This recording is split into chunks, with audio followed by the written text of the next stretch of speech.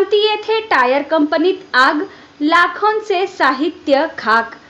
मोहोळ कामती येथील टायर व रिमोल्ड कंपनीला शॉर्ट सर्किटमुळे लागलेल्या भीषण आगीत लाखो रुपयांचे नुकसान झाल्याचा प्राथमिक अंदाज आहे।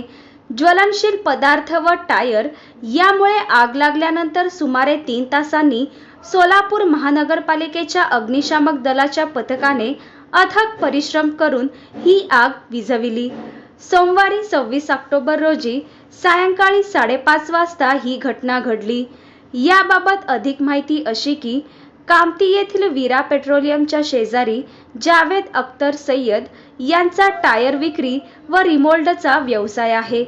कामानिमित्त जावेद हे कंपनी बंद करून बाहेरगावी गेले होते। सोमवारी सायंकाळी 5:30च्या सुमारास शॉर्ट सर्किट झाल्याने आग लागली। शेजारील काही दुकानदारांनी साहित्य बाहेर काढण्याचा प्रयत्न केला, मात्र आतमध्ये रबर, सुलोचन, ऑइल, लिक्विड असे ज्वलनशील पदार्थ असल्याने आगीने जास्तच पेट घेतला। दरम्यान कामती पोलीस स्टेशनचे सहाय्यक पोलीस निरीक्षक किरण उंदरे व कर्मचाऱ्यांनी पुणे-विजापूर राष्ट्रीय महामार्गावरील वाहतूक बंद केली। संपूर्ण कंपनीत नवीन आणि जुने टायर आगीच्या विळख्यात भस्म झाले होते। सुदैवाने यामध्ये कोणत्याही प्रकारची जीवितहानी झाली नाही।